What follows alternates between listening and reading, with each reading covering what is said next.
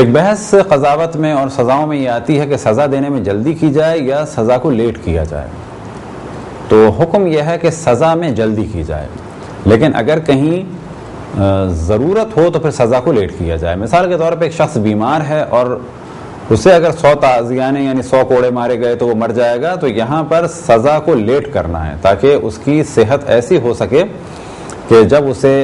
کوڑوں کی سزا دی جائے تو اس کی موت واقع نہ ہو. لیکن اگر ایک نارمل آدمی کو سزا دی جاتی ہے اور سزا کے دوران وہ مر جاتا ہے، مثال کے طور پہ ایک زانی کو 100 کوڑوں کی سزا دی گئی اور وہ 70 یا 80 یا 90 کوڑوں میں مر گیا، لیکن کوڑے اس کو ایسے نہیں مارے گئے تھے جس سے موت واقع ہو، لیکن وہ مر گیا، ہارٹ فیل ہو گیا، تو ایسی صورت میں کوڑے مارنے والے پر کوئی بھی کفارہ یا کسی قسم کی دیت یا قصاص نہیں ہوگا، کیونکہ وہ کوڑے مارنے والا حاکم اسلامی یعنی امام، نبی، امام یا مجتہد کی جانب سے اس سزا کو جاری کر رہا ہے. اسی طرح سے اگر کسی خاتون کو زنا کی سزا دینی ہے اور اس کا چھوٹا بچہ ہے اور وہ اس سزا کی وجہ سے ڈسٹرب ہو جائے گا یا مر جائے گا یا خاتون کا دودھ ختم ہو جائے گا یا خاتون کو سنسار کرنا ہے تو بچے کو کوئی دیکھنے والا نہیں ہے. بعض روایتوں میں نقل ہوا کہ مولا امیر المومنین نے جس خاتون کو سنسار کرنا تھا اس کے سنسار کو لیٹ کیا. وجہ کیا تھی؟ کہ اس کا بچہ تھا چھوٹا. پھر جب وہ بچہ تھوڑا بڑا ہوا تو آپ نے فرمایا کہ اس بچے کو ابھی مزید دیکھ بھال کی ضرورت ہے، یہ چل پھر نہیں سکتا اور یہ کہیں سے گر بھی سکتا ہے. لیکن جب بچے کے لیے کفیل ہو گیا یعنی اس کا ایک سرپرست مل گیا کہ جو اس بچے کو رکھ سکے اور بچہ اب خطروں سے محفوظ ہو گیا تو اس کے بعد ماں پر سزا کو جاری کیا گیا. اسی طرح سے اگر ایک خاتون حاملہ ہے تو اس پر حد جاری نہیں ہوگی، بس پہلے ولادت ہوگی، ولادت کے بعد پھر وہی مرحلہ کہ بچہ سروائیو کر سکتا ہے کہ نہیں کر سکتا. بس یہاں پر بہتر یہ ہے کہ بچے کو پہلے محفوظ رکھا جائے، اس کے بعد اس کی ماں پر سزا جاری ہوگی. اگر کسی خاتون کو کوڑوں کی سزا ہو اور وہ استحاضہ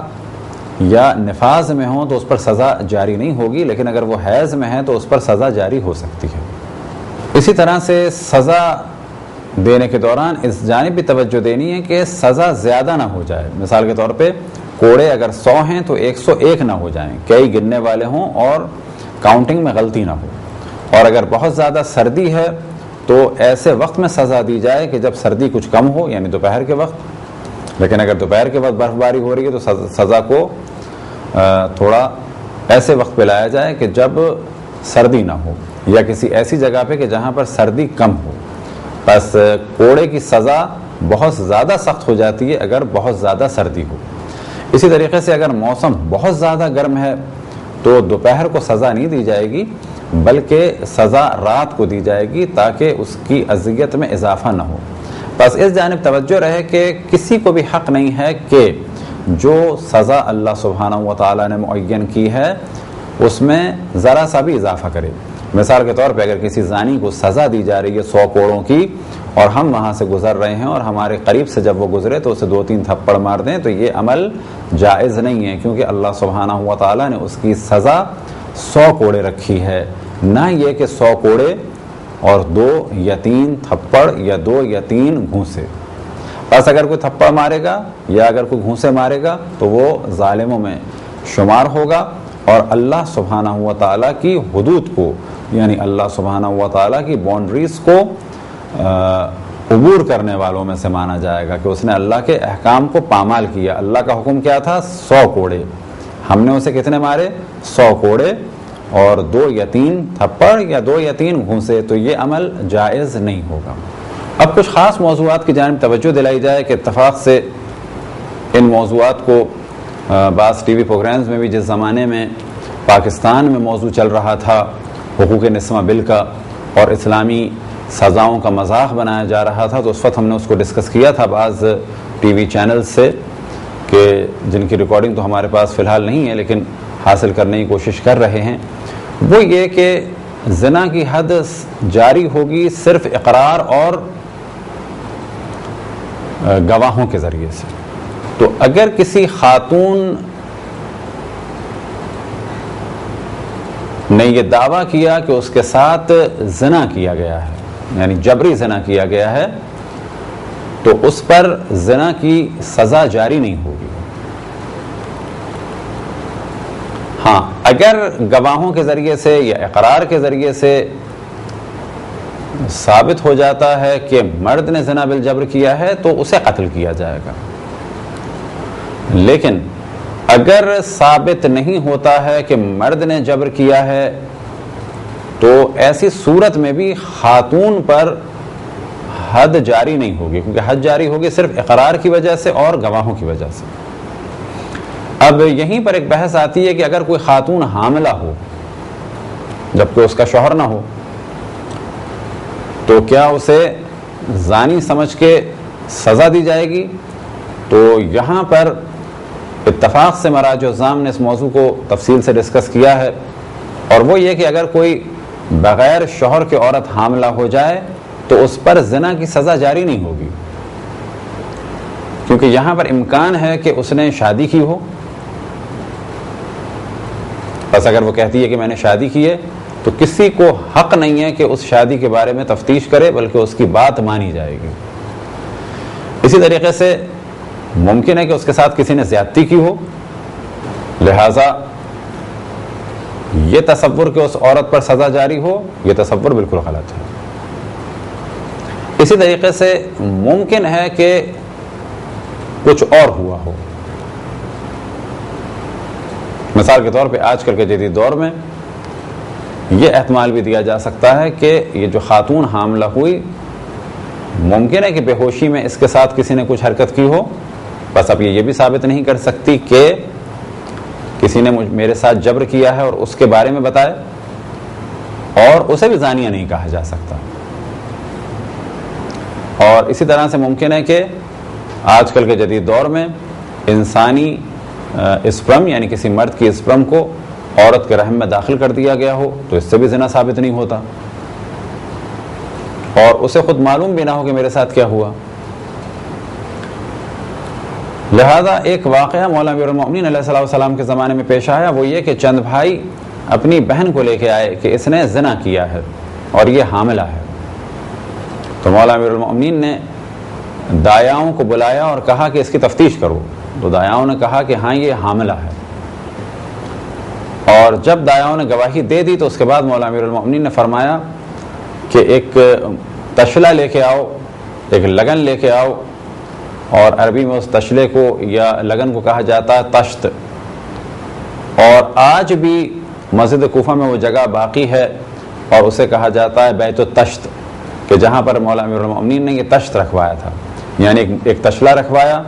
اور اس میں مٹی اور پانی کو ملایا گیا، اور خاتون سے کہا گیا کہ اس میں بیٹھ جاؤ۔ تھوڑی دیر میں اس عورت کو بڑا درد محسوس ہوا اور اس کے جسم سے ایک بڑی جونک نکلی۔ مولا امیر المؤمنین نے تکبیر کی صدا بلند کی، اب اس خاتون کو بٹھا دیا گیا عورتوں کے درمیان اور عورتوں سے کہا گیا تفتیش کرو۔ تھوڑی دیر میں عورتوں نے آ کے بتایا کہ اس تشت میں یہ جونک ہے، یہ ایک ایسا کیڑا تھا جس کے بارے میں مولا امیر المؤمنین نے فرمایا کہ دراصل یہ ایک نہر پہ جا کے بیٹھی تھی اور نہر سے اس کے جسم میں ایک چھوٹا سا کیڑا داخل ہو گیا تھا، اور وہ اس کے جسم میں داخل ہونے کے بعد زندہ رہا اور خون پیتا رہا۔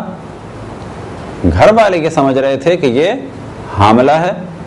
دایائیں بھی یہ سمجھ رہی تھیں کہ یہ حاملہ ہے، لیکن مولا امیر المؤمنین کو کیونکہ اللہ سبحانہ و تعالیٰ کی جانب سے علم تھا، لہذا آپ نے پہلے اس طریقے سے کیس کو یہاں تک پہنچایا، اس کے بعد کیونکہ آپ کو علم تھا تو آپ نے ایک تشت میں مٹی میں پانی ملوایا اور اس مٹی کی خوشبو کی وجہ سے وہ کیڑا نکل کے باہر آ گیا۔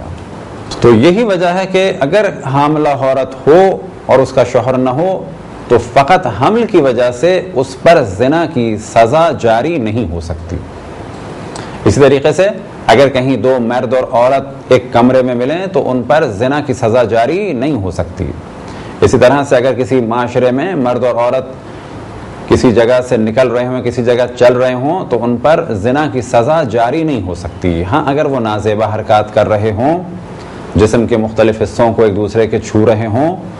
تو پھر ایسی صورت میں گواہوں کے ذریعے سے تعزیر جاری ہو سکتی ہے۔ اسلامی معاشرے کے معاشرے کو اور کلچر کو خراب کرنے کے جرم میں، عریانیت اور فحاشیت کو پھیلانے کے جرم میں اتنے آرام سے زنا کی سزا کسی پر جاری نہیں کی جا سکتی۔ اگر کسی خاتون کے بارے میں 4 مرد گواہی دیں کہ ہم نے یہ دیکھا ہے کہ فلان شخص اس سے زنا کر رہا تھا اور یہ زنا اس خاتون کے اگلے حصے سے واقع ہوا،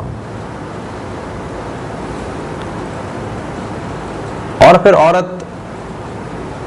یہ کہے کہ یہ خبر غلط ہے، ایسے میں 4 عورتوں کو معین کیا جائے گا جو اس عورت کی تحقیق کریں کہ اگر یہ باقرہ ہے تو ایسی صورت میں ان 4 گواہیوں کے بعد بھی اس خاتون پر حد جاری نہیں ہوگی، کیونکہ مردوں نے گواہی کیا دی تھی کہ اگلے حصے سے ہم نے زنا ہوتے ہوئے دیکھا۔ اب 4 عادل خواتین اگر گواہی دیں کہ یہ ابھی بھی باقرہ ہے اور اس کا ابھی پردہ باقی ہے، وہ پردہ کہ جو عموماً جنسی تعلق کے بعد ختم ہو جاتا ہے،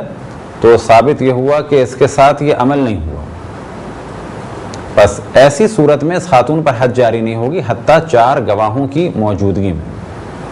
ہاں، اب یہاں پر گواہوں کو سزا ملے گی، وہ اس وجہ سے کہ ان کا قول یہ تھا کہ اگلے حصے سے زنا ہو رہا تھا۔ اب اگر یہ کہتے کہ پچھلے حصے سے زنا ہو رہا تھا تو ایسی صورت میں ان کے قول کو مانا جا سکتا تھا۔ پھر ہم اس جانب توجہ دلائیں کہ اسلام میں سزائیں بہت سخت ہیں، لیکن اس سے کہیں زیادہ سخت عمل یہ ہے کہ جرم ثابت ہو جائے۔ لہذا زنا کے بارے میں مثال دی جا سکتی ہے کہ 4 عادل مرد یعنی دیندار ہوں، حرام حلال کو جانتے ہوں، واجبات پر عمل کرتے ہوں، حرام سے بچتے ہوں، وہ 4 مشاہدہ کریں کہ زنا ہو رہا ہے۔ اور کیسی مثال دی جاتی ہے فقہ میں؟ کالمیل فی المکھلا، جس طرح سے سلائی سرمدانی میں آ رہی ہو اور جا رہی ہو، اس طرح سے کوئی دیکھے تو گواہی مانی جائے گی۔ محض یہ کہ یہ کمرے میں تھے یا لیٹے ہوئے تھے یا عریان تھے یا ہم نے انہیں حرکت کرتے ہوئے دیکھا، زنا ثابت نہیں ہو سکتا۔ بس اس مشکل مرحلے سے یہ بات ثابت ہوتی ہے کہ اللہ سبحانہ و تعالی انسانوں کی تنبیہ چاہتا ہے، اللہ سبحانہ و تعالیٰ کا یہ ارادہ ہے کہ زمین پر گناہ نہ ہوں، اور پھر ایک خاص مرحلے پہ سزا دی جائے، لیکن یہ سزائیں بھی کم ہوں، تنبیہ کے لیے کچھ سزائیں ہوں کافی ہے۔ بعض روایتوں میں یہ ملتا ہے کہ کچھ افراد نے اپنے گناہ کا اقرار کیا،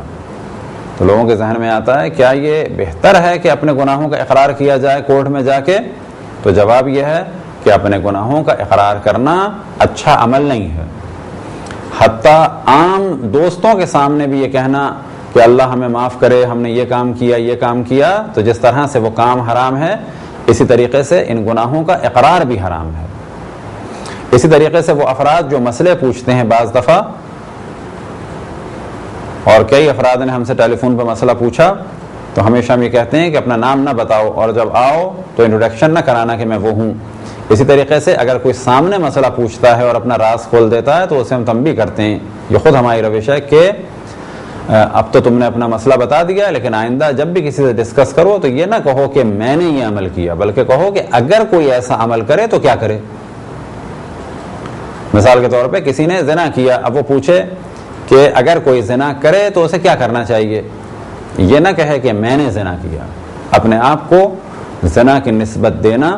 حتیٰ زنا کے بعد یہ خود جائز کام نہیں ہے۔